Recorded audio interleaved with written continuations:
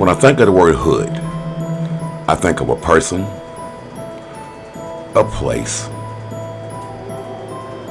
and perhaps even a thing. I'm Sir Creepsta, and welcome to Muhlenberg County Ghost Stories from the Hood. Tonight's tale of terror is entitled A Visit with Uncle Bo. Up to now, nearly all of my stories involving the supernatural or paranormal, however one chooses to label it, have been based on true events that I myself either experienced firsthand or they had been passed down to me through either family members or friends. Tonight's tale once again involves myself and the supernatural. Only this time, instead of seeing it from a terrifying perspective, it'll be seen from a spiritual one that involves a dream that I had just the other day. So, sit back, relax, grab some snacks, and be terrified by yet another Muhlenberg County ghost story from the Hood. Since the passing away of my wonderful mama on the 21st of December, life has been extremely hard for me. I had found myself on many days with the feeling inside of me of not knowing whether I was coming or going. Depression for me was at an all-time high. Never in my lifetime had I ever felt this way.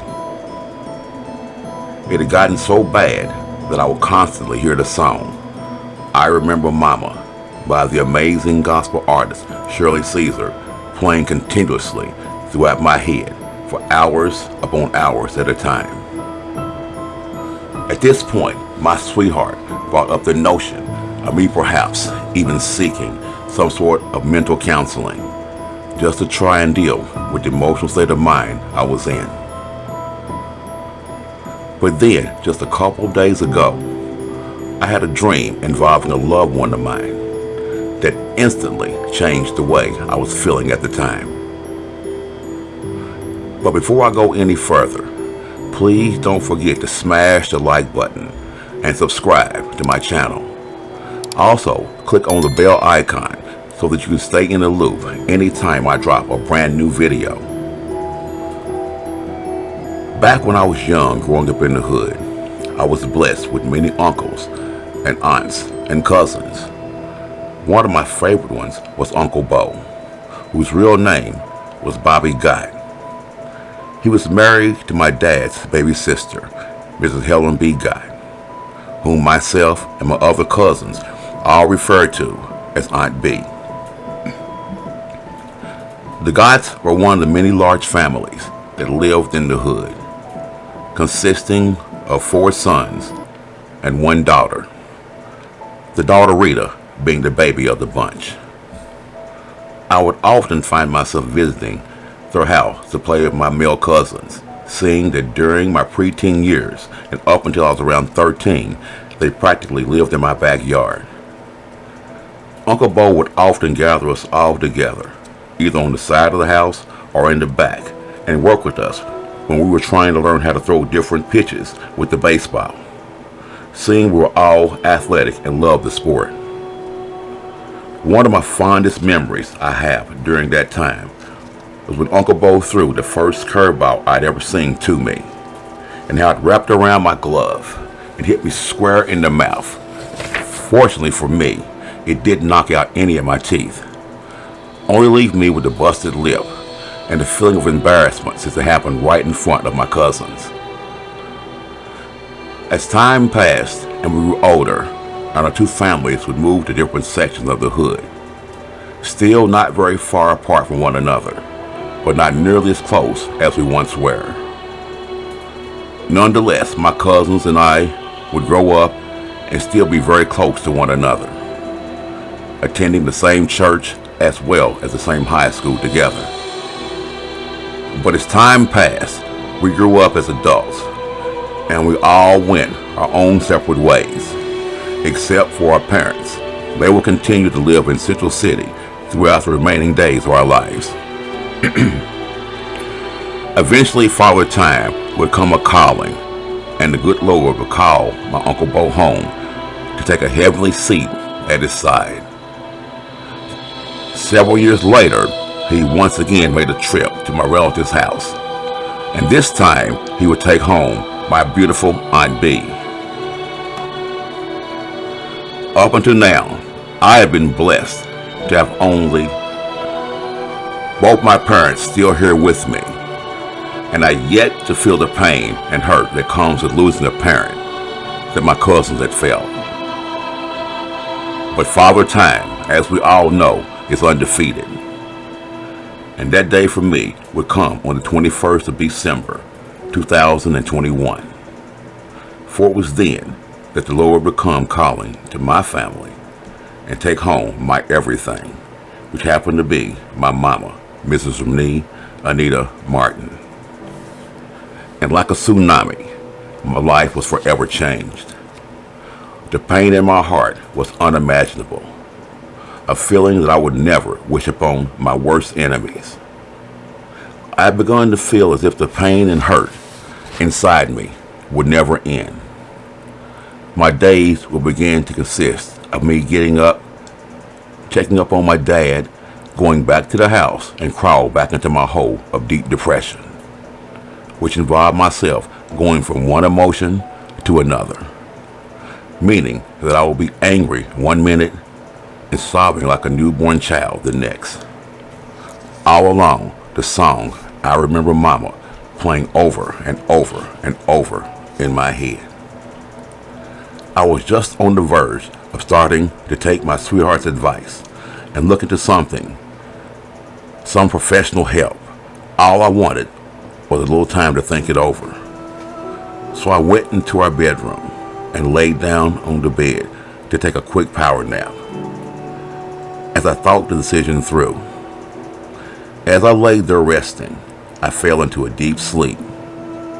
While lying there asleep, I started to dream.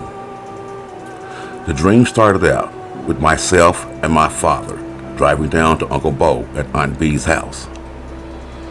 When we pulled up into the driveway, we were met there by my cousin Rita, who was about to go into the house to visit with her parents. As my dad and I exited the car, we slowly walked up to the doorway, knocked on the door, and proceeded to go inside, with my dad entering first and me closely behind. Once inside, I immediately ran into my Uncle Bo sitting in his recliner with a blanket of some sort draped over him, gleefully watching a classic western entitled Bonanza on his floor-model television. He quickly took notice of me entering into the room, glanced up at me, and then proceeded to call me by my childhood nickname, which happened to be Puddin'. At that point, he gently reached his hand out from underneath the blanket, extended it upward to shake mine. I then asked him how he was doing, and he responded to me with a heavenly glow in his eyes, telling me that he was doing just fine. Moments later, I began to smell something cooking in the kitchen. Uncle Bo noticed it too, and he slowly got up out of his chair. Then he and I went into the kitchen together so we could turn down the pot of what smelled like spaghetti that he had simmering on the stove. I glanced around the kitchen briefly and quickly noticed a smaller television sitting on the countertop, playing the exact same Bonanza episode that the television in the living room was playing. And I immediately thought to myself, wow, Uncle Bo must love himself some Bonanza. Up to now, I had yet to see anyone else in the house, so I asked Uncle Bo where everyone was. His response to me was that Helen B., his wife, my auntie, and Marie, his sister-in-law, my mother, were both in their bedroom laughing with one another, and that they were both doing just fine. I then recall myself asking Uncle Bo about the rest of the family, and he calmly responded to me, looking me directly in my eyes, with the same heavenly glow as before, assuring me that everyone else would be there soon.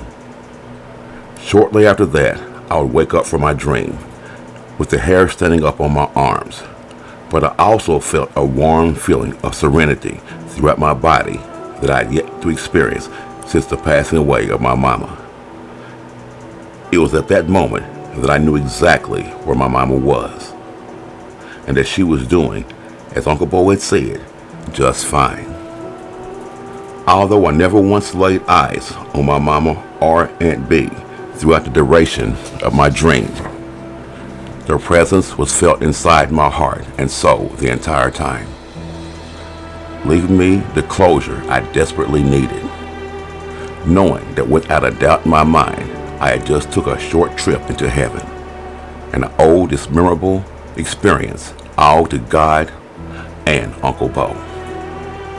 So, for anyone out there that doesn't believe in the afterlife, all I can say is to each their own.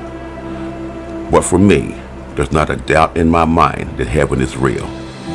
And after having been gone exactly a month from today, I'm certain that my mama and all of my loved ones and friends that have passed on are there too.